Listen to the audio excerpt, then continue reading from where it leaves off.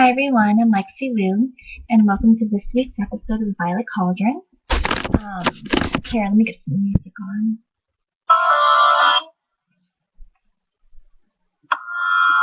There we go. I don't know if you guys can hear that or not. I just like to have some music on whenever I'm making YouTube videos. Look at my new shirt. Frozen.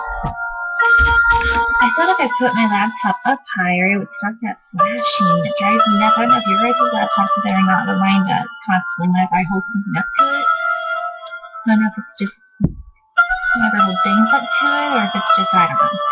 Anyways, today I'm going to be discussing, what was I going to talk to you guys about? So loud.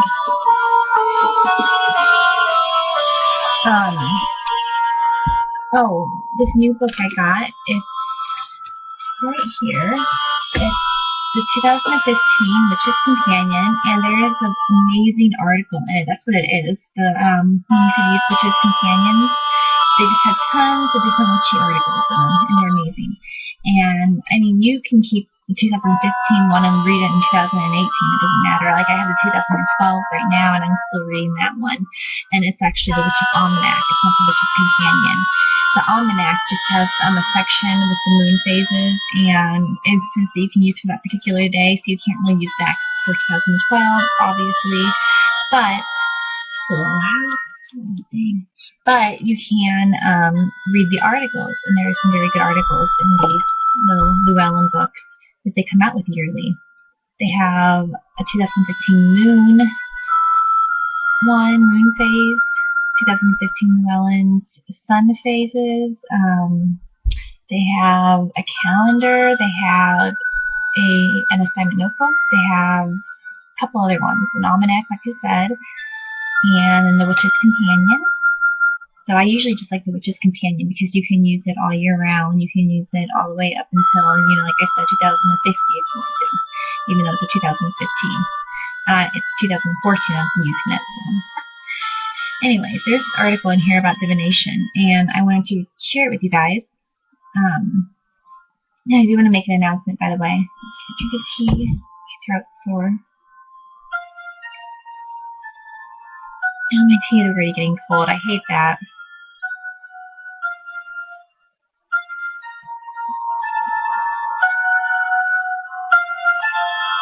I'm drinking lemon chamomile tea, and it's really good. It's by, who's it by? I can't even think now. It's a loose tea. Delicious.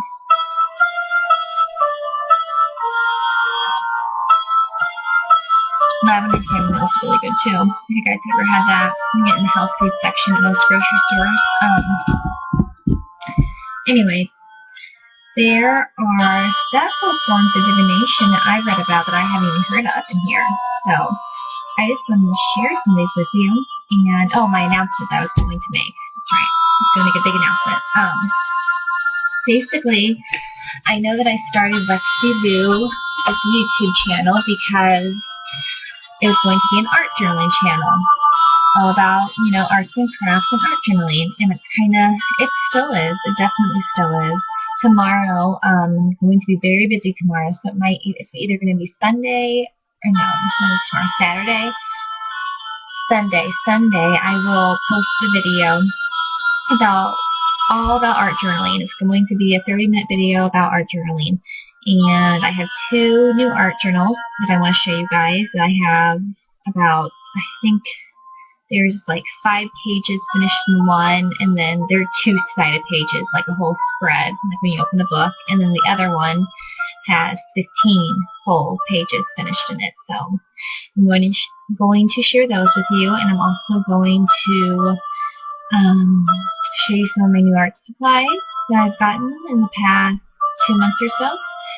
And then that'll be about it.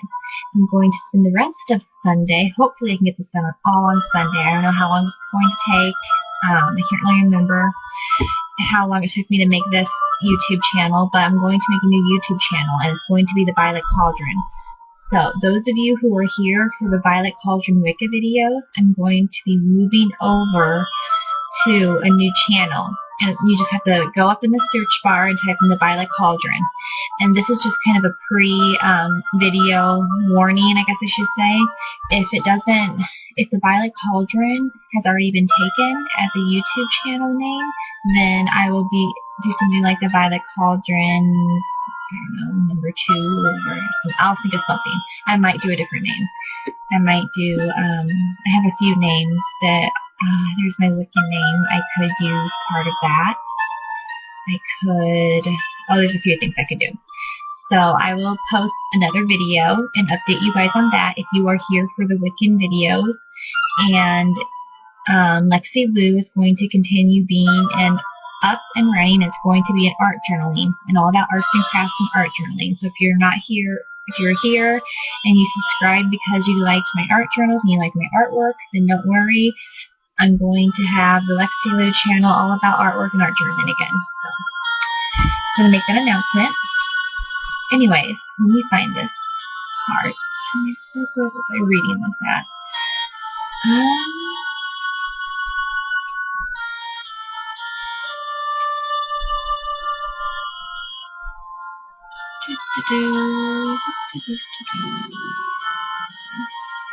Basically, oh, here we go.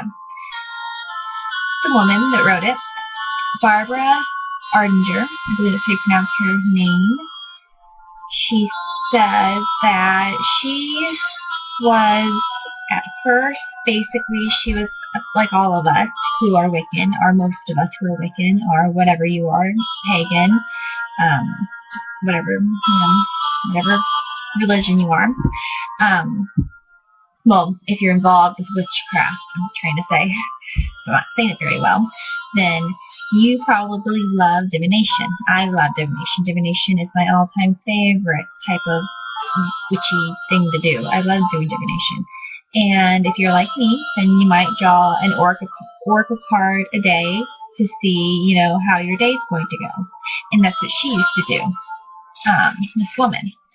Well, and she was doing, or draw a tarot card a day to see how your day is going to go, or do a 3-card spread, like a 3-card spread for me when I'm just doing it about my day is morning, afternoon, night.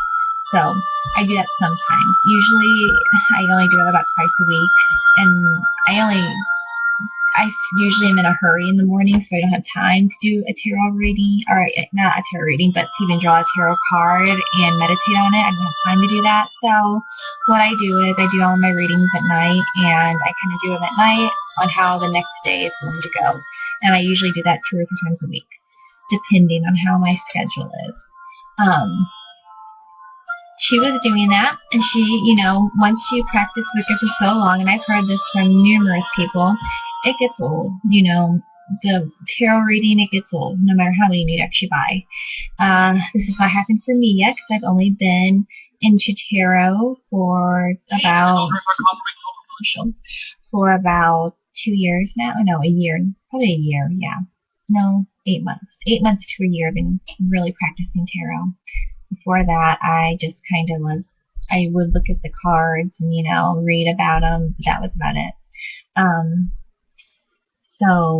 But for other people who have been practicing for 15, 20 years or longer, you're probably tired of tarot. You're probably tired of, doing the same old, and you want something new. Well, that's what she's writing about, new types of divination that you can do. And if you're the novice witch or the high priestess, if you're in a coven, if you're a solitary like I am, it's for all types of witches.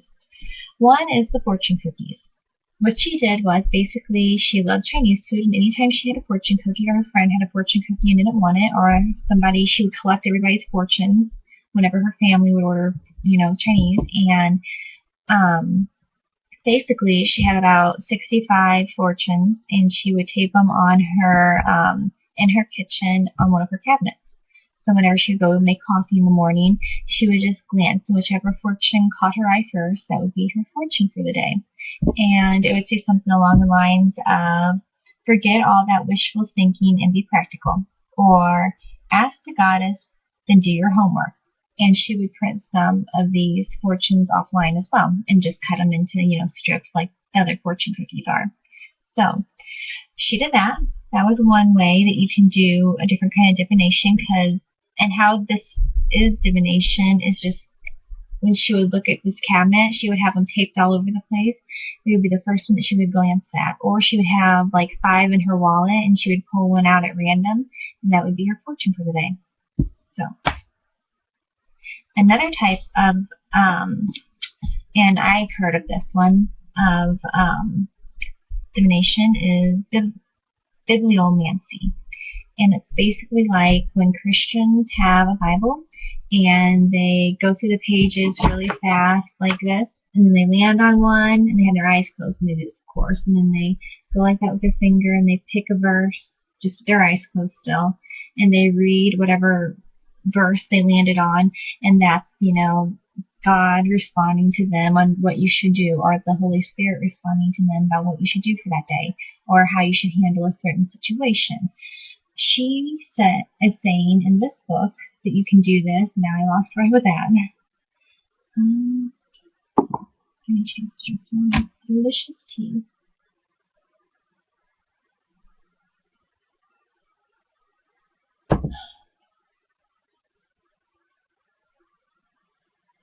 Basically, she was saying that you could do this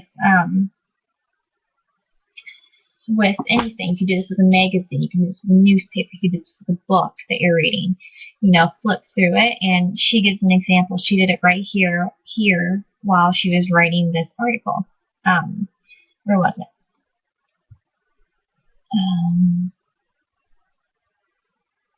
She did it in a newspaper, or with a newspaper, I should say. Or no, a book. She was doing it with a book.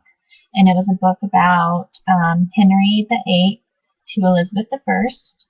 It was about the Tudor dynasty. And here's what she got just now. She was doing it while she was writing this article, like I said. He easily established himself as the leading practitioner of his dubious trade.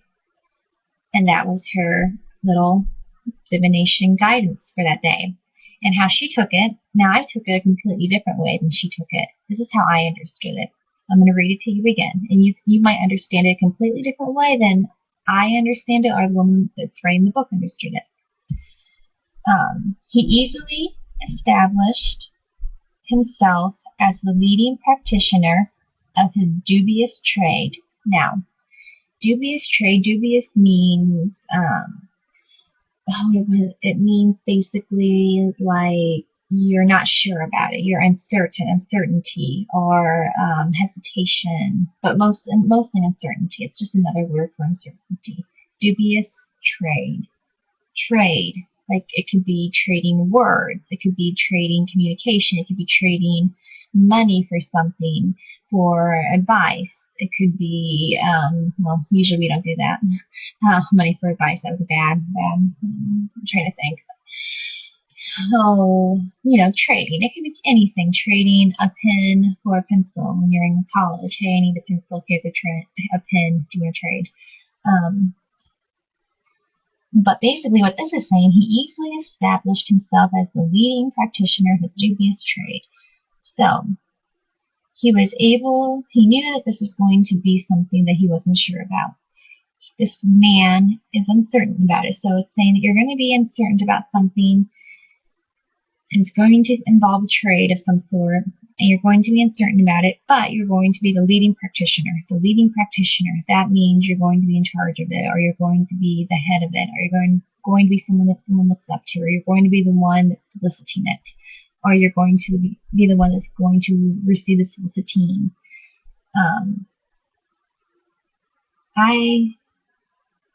The way that I interpreted it was that a trade will be coming in the near future, and it could be a trade of words, an argument, or it could be an actual trade.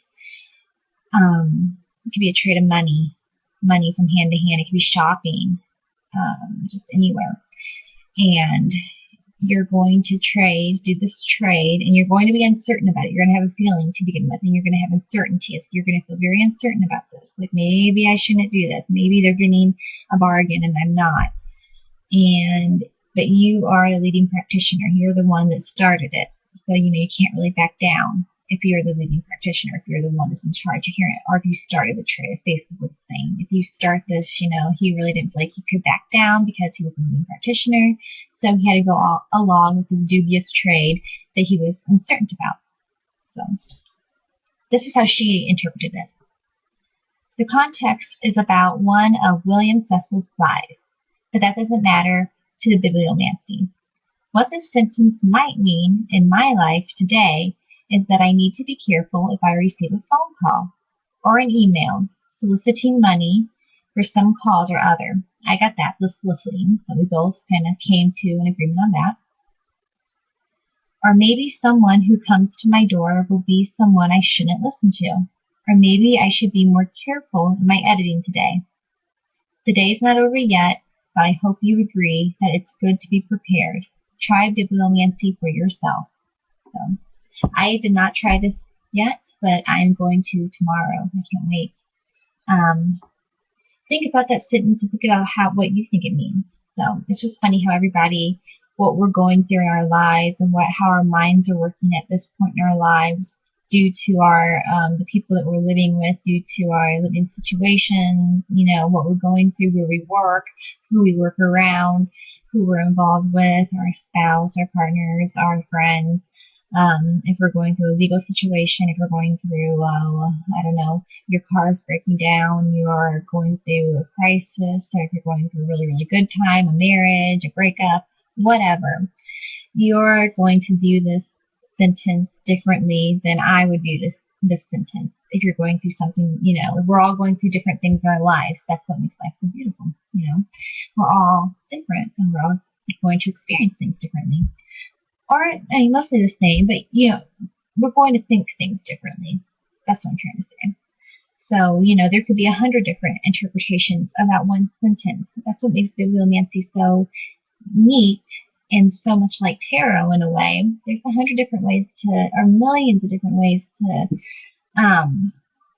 look at these tarot cards, and there's a million different tarot decks to go along with it, let alone the oracle decks too. So it's really cool, I thought. Now, this next one, logomancy. I never have heard of this in my life. What this is, I actually forgot what it was. I'll repeat that, logomancy. I remember. Logomancy is when, say, you're in your room, or I say you live in an apartment complex, okay? And, it might be a cheaper apartment complex, and the walls might be paper thin, and you might be able to hear every conversation that your neighbor has. So, you don't really eavesdrop because you don't really care. You just want to shut up and be quiet. Well, logomancy is saying that don't eavesdrop, but if a certain phrase or word, really catches you, say that, they're having an argument and you're upset about, you're upset because, you don't think that your religion's good enough. You don't think that being Wicca is good enough, or it's not the right thing, maybe. Or, this is just an example. It is to me. It is to a lot of us. I'm not saying it isn't. I'm just using this as a pure example. Perhaps you're feeling like that, because I felt like that before. I felt like maybe I'm weird. Maybe I'm crazy. Maybe, these other people are right. Maybe I should, I'm the only one of my friends that likes this. I've told them about it, and they're not interested. Maybe I'm weird. Well, I got over that real fast. Anyways, so pretend like you're upset about something along those lines, and then all of a sudden you hear they're fighting, your neighbors, and all of a sudden you hear a phrase like, life is about you, or something like that. Life is about you. They're screaming it. And of course, to them, they're probably saying, life's all about you, not me. They're probably saying it like that, but say all you hear in that moment that you're having this crisis is, life is about you. And he or she screams it. That's logomancy. A TV show, if you hear a TV in the background when you're in a restaurant or a diner or a mall, and a phrase or a word like pray, you hear the word pray, pops out. That could be logomancy. It's a sign. It's the type of divination. This is the type of divination. if you're walking and you're hearing, you know, the people talking in the background that are at the office space, and people are talking in the background while you're doing your work, and all of a sudden you hear, and then I'm trying to think of something epic to say. And then my faith was renewed. You just hear, they could be talking about something like a line from a movie, or they could be talking about something completely different, but you hear that out of all the chatter and chit chat in the background. You in the middle of your work, typing away, you know, filing away, whatever type of work you do, all of a sudden you hear, and her faith was renewed. You know, that's a really powerful type of romancy when you hear something like that. And it really touches you, something that touches you, something that catches your ears, catches your attention, even if it doesn't make sense to you right away. It might make sense later on down the road, so think it over. Listen. Whenever, and it's funny, I was reading this article today about divination, about listening and hearing and seeing and signs and all these things. It's how we use our intuition. It's how Wiccans, you know, are able to get our signs. We get our signs from God, Goddess, whoever you believe in, spirit guide, guardian angel. That's, you know, you have to look, you have to listen, you have to be open to that line of communication from the other world or the other side, from the spirit realm. And in order to do that, you know, and that's all what this is about, you know, reading, listening, paying attention to when spirit is trying to give you a sign, when God and goddesses and God, whoever you believe in, is trying to give you a sign. And this goes for, I know I sound like one of those people on TV on the Christian talk shows, you know, God's giving you a sign, but you have to be open to it. You have to be open to those lines of communication. And it's funny because I think I needed this because I was not, I've been kind of down on myself because I have not been real open with my intuition lately. I've been buying crystals to help me with intuition. I bought this, you know, aventurine, I think that's what it is. Amethyst, lace agate, this slab of something, I forgot what this is. This was to help you with divination and all that jazz. Some rose quartz, and sorry. And you know, I really wanted to work on my intuition. I really wanted to be I want to be a good, you know, seer, a good, whatever you call them, what do you call me? I keep dropping that. A good seer, a good, you know, person. If people feel like they can come to get reliable readings, I want to be able to be open to intuition, to their intuition. I want to be able to have, you know, be receptive to them, have my eyes and ears open in order to listen for the signs. And the signs might not be for me. It might be a sign that I'm receiving to pass along to someone else who is not in a position to listen, to have their eyes open, to hear. They might be depressed. They might be suffering from schizophrenia, from a mental disease, but they might need that. It doesn't make them any less important. They might need that boost in their life. They might need you to say something that you have heard. And then when you see them and they start talking to you and they say, I'm going through this, this, and this, that one sentence, and she found her faith, or she held on to her faith, will come back to you, and you'll say, hang on to your faith. Don't let your faith go. And that might mean all the world to them. It might save their life. I know that's thinking, you never know, you know, they say that don't ever say a mean thing to someone, because that one mean word or that one mean, you know, whatever you say to somebody could be it. That might make them want to commit suicide. And I like to think of it the opposite way. I like to think of it whenever I say something nice to someone, or whenever I give somebody a pat on the back, or I say, good job, or you can do this, I know you can, and I'm serious about it. I say it sincerely. I give them my full 100% attention. I give them respect. I look them straight in the eyes. People like that when you look them straight in the eyes. And I say, you can do this. I know you can. I believe in you.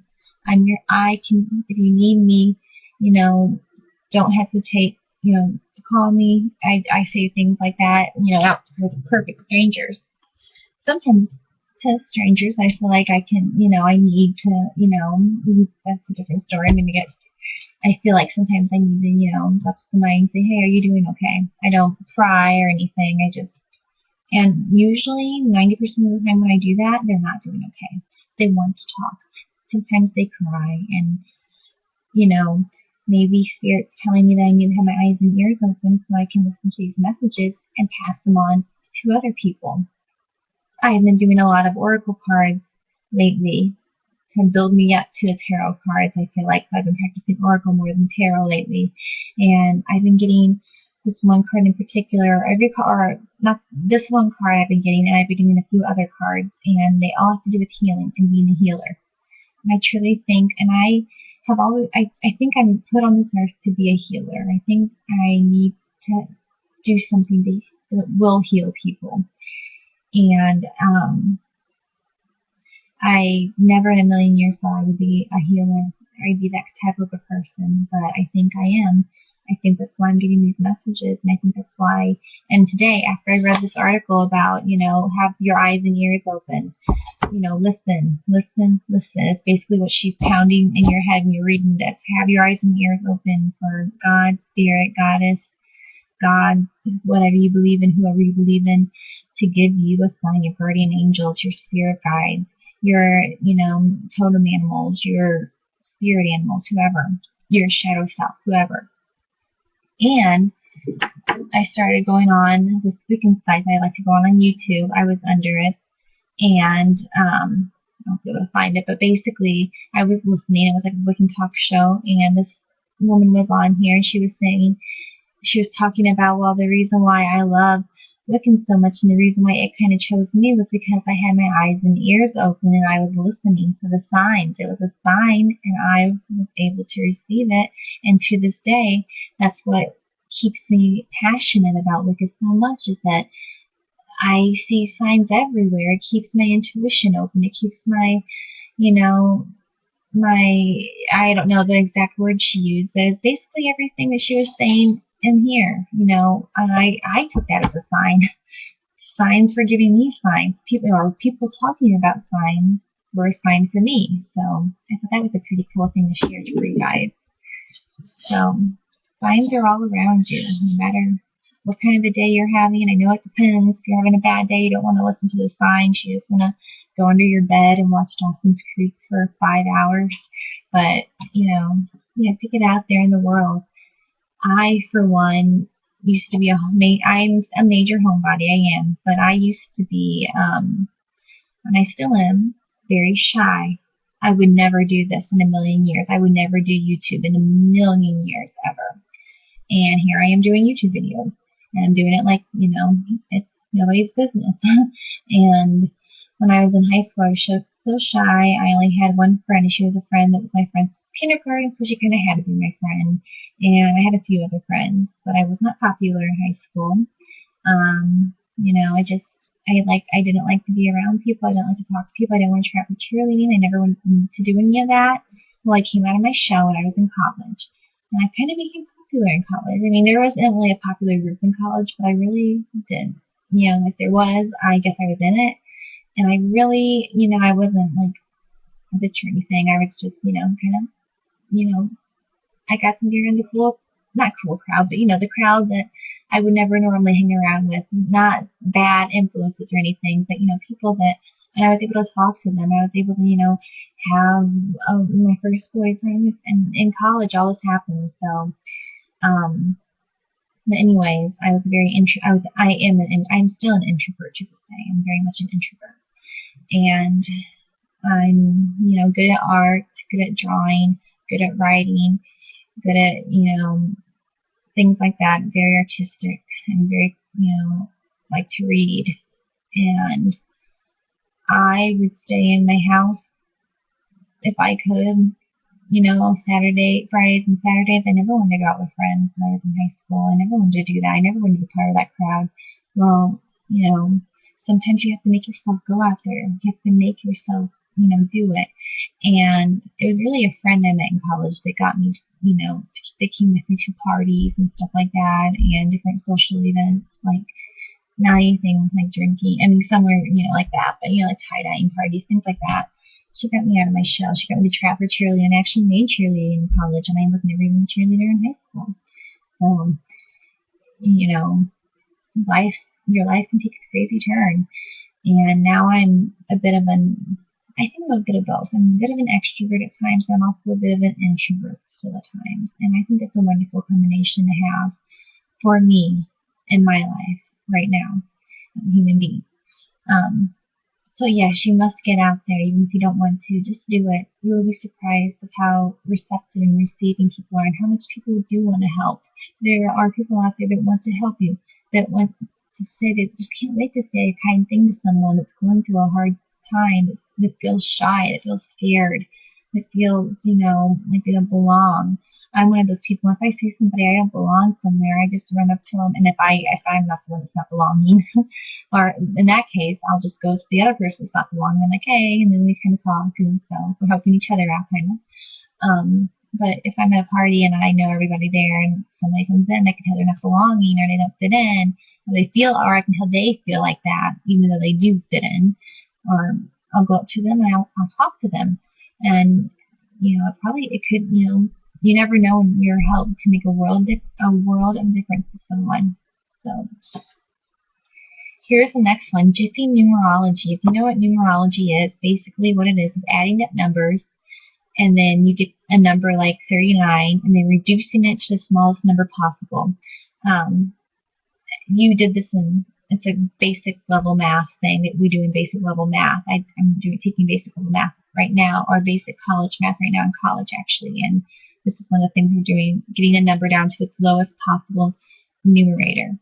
Or not numerator, it's just number, whatever it's called. There's a name for this, but numerology is what it's called in divination, but in mathematics it's called something else. For example, say, here, she gives an example here. Jiffy numerology on dollar bills, or, $20 bills, whatever. Pull out whatever dollar bill you have, just a random dollar bill out of your wallet, if you have one, and read the numbers on it. The number on her dollar bill, she does this as she's writing this article, is IA730451550A. So you take out the letters and you just add up the numbers. The numbers were 9 plus 1 plus 7 plus 3 plus 0 plus 4 plus 5 plus 1 plus 5 plus 0 plus 1. That equals 36, which reduces to 9. 9 indicates the end of the cycle. And also, if you have a tarot guidebook, you can look up what 9 means in tarot, or you can Google what 9 means to some people. 9 is a divine number to some people, because 3 is a triad number, and it's also the number of the Trinity. 3 plus 3 plus 3 is 9. So 9 is a very divine number to some people too. Another one here, license numbers. 6 plus 4 plus 3 plus 1 plus 7 plus 7 plus 8 plus 2 equals 38, which reduces to 11. 11 is the master number of communication. So maybe you need to be the master of communication that day. That's how numerology, that's a basic stripped down, lesson. If you don't know what numerology is, that's kind of the stripped down version of what it is. Now, this is just Jiffy numerology. Numerology is a lot more in depth than this. Also, I'm trying to think.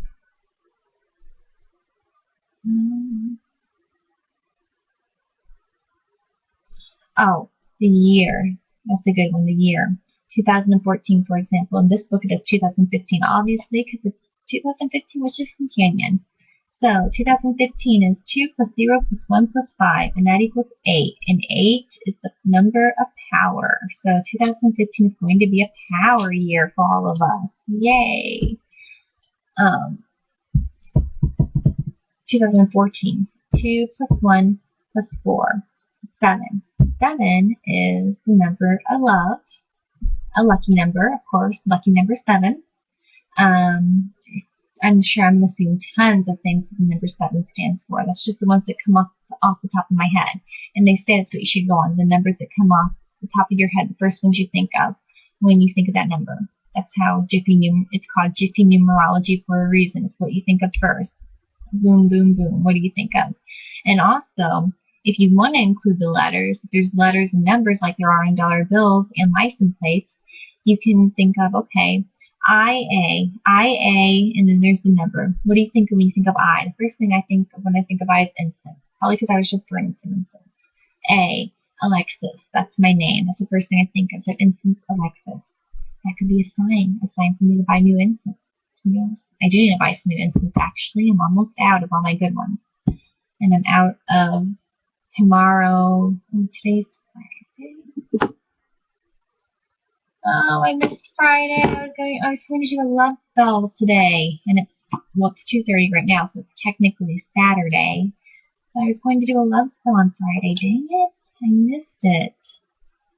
Oh, well, I can do it tomorrow. I feel like the energies of each day, if you miss it, or I can do, that's off the topic. I wasn't going to talk about this, but now that I brought it up, I will. If you want to do a spell, say you want to do a love spell, you always want to do a love spell on Friday, because Friday is the day of Venus. Now, if you miss it, like I just did, that's okay. What you can do is, you can wait till Saturday, and you can go online. You can find this online. I have mine all printed off, and you can print this off. I forgot what the website is, but I will try to look it up for you guys if I can and post it down below. There's actually hours in the day, and there's 3 hours or 2 or 3 hours per day that are the hours of Venus. So find those hours that work for you. If there's 2 or 3, I don't know if there's ever 4 of them, but there's usually 2 or at least 2 hours that are going to be the hours that you need, the hours of Capricorn for whatever you're doing.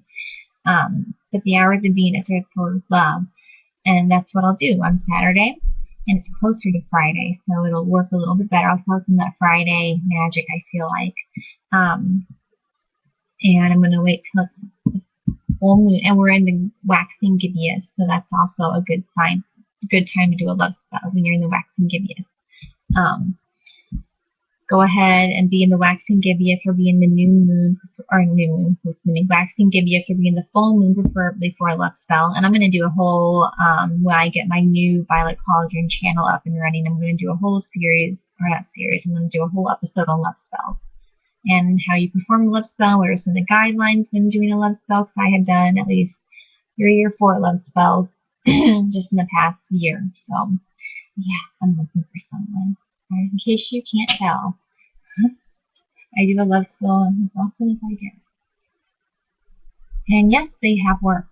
Yes, I burnt a love spell 7-day candle. I've done things as simple as that. And usually fire spells are the quickest, because fire is one of the quickest. There's fire spells, earth spells, wind spells, and wind for air, and water spells. And fire is one of the quickest. And I think water might be too. Fire and water, I think. I'll have to double check that. Now, this book's just great. It talks about the basic steps to magical visualization, Wiccan weddings, and if you cannot have a Wiccan wedding, how you can make a mundane wedding, add a Wiccan flair to a mundane wedding. I just love these Witch's Companions. Buy one if you haven't bought one yet. I love them. And now the last form of divination she has, numerology, or Jiffy numerology, I should say. The last form she has is a daily walk.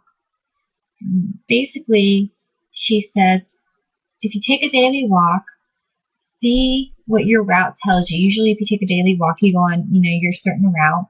I go to South Park, or I go in my neighborhood, because I live in a nice, nice little cul-de-sac we have, and we do not have a trail, but we have just a nice little area to walk around in. I usually tend to go, the same way out of my house. Look for signs. If you see the same bird every day, if you see the same bird, 2 times in one day, or, today, Saturday, and then you see one tomorrow on Sunday, that could be a sign, and if it's a cardinal, look up to see what cardinals mean, and then maybe that's your divination sign. Your divination sign isn't always going to come through tarot cards. It's not always going to come through oracle cards. It's not always going to come through the pendulum like we want them to. There are basically what she wrote this article for is to say there are so many other ways that we can, because we are witches. We are witches.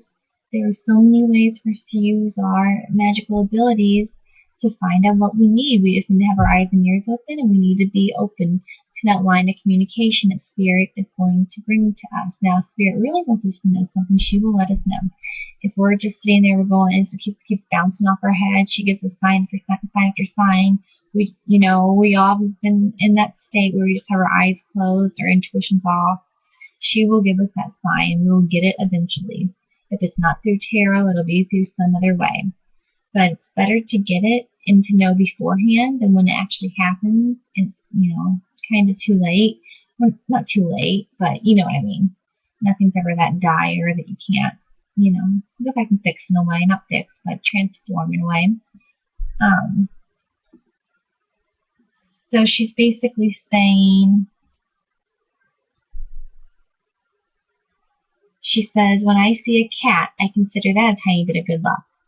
And then, look up to see what a cat means. If it's a black cat or if it's a Chinese cat, look up what those cats stand for. Could be a sign. When I meet someone, I say hi, and they usually say hi back to me. More good fortune. When I see a penny, I always pick it up, and I tuck it in my pocket, and as I say out loud, and when I pick it up, I say out loud, for those in need. Then that night, I put the penny on my Dame Fortuna altar. Yeah, that's her Dame. I think that's how you say it, Dame Fortuna altar. As you walk, what signals do you get from the universe or the goddess that might mean something in your life? A cooling breeze telling you to cool off for a minute if you're upset? Or does that mean that you need to cool down about some situation in your life? Are you a bit too windy? Are you giving somebody the cold shoulder too much? A bit too windy? A chirpy bird talking to you? That can mean you're in a happy-go-lucky mood, or you need to be in a chirpy, happy mood, or a chippy, happy mood. What is it saying? As always, pay attention and keep your eyes open. So, and that was written, I just closed it. That was written by Barbara. I said this at the beginning, but I'll say it again. That was written by Barbara Ardinger, PhD. And you can visit her at www.barbaraardinger.com and www.facebook.com/Barbara.Ardinger. She is the author of Secret Lives, a novel about crones and other magical folks, and Pagan Every Day, a unique daybook of daily meditation. Her other books include Goddess Meditations, the first ever book of meditations focusing on goddesses, Finding New Goddesses, a parody of goddess encyclopedias, and an earlier novel, Quicksilver Moon, which is realistic except for the vampire. Her monthly blogs appear on her website and on Feminism and Religion. On a website and on Feminism and Religion. So, thank you guys for joining me tonight for this little, it was supposed to be quick, but we're 43 minutes into it. I'm sorry about that, guys. I just get so excited when I talk about divination and signs. I love it. I love talking about divination. So I hope you have a happy Saturday. As always, stay safe, be happy, give somebody, like I said, keep your eyes and ears open, keep those lines of communication open, keep those signs, look for those signs, keep them open. And if you want, go ahead and post down below. I would love to hear about what signs you guys have encountered over the weekend or over the next week if you want to. Or if you're just seeing this video and it's 2020, go ahead. Or if they let you post that long, I don't know. Or if it's next year, go ahead and post. I'll read it. Just tell me about what you see and how you see your signs and what you think about the little numerology and bibliology. I can't even pronounce them all. All these little forms, new forms, for me at least. I don't know if you've heard them before, but new forms of divination that I told you guys about in this video. So, bye-bye. Blessed be. Mwah. Have a happy. Oh, I'm going to cancel that. It's a good thing I did it. Have a happy weekend, and I will see you on Monday for a, what was it? Oh, an art journaling video and art journal flip through. Bye, guys.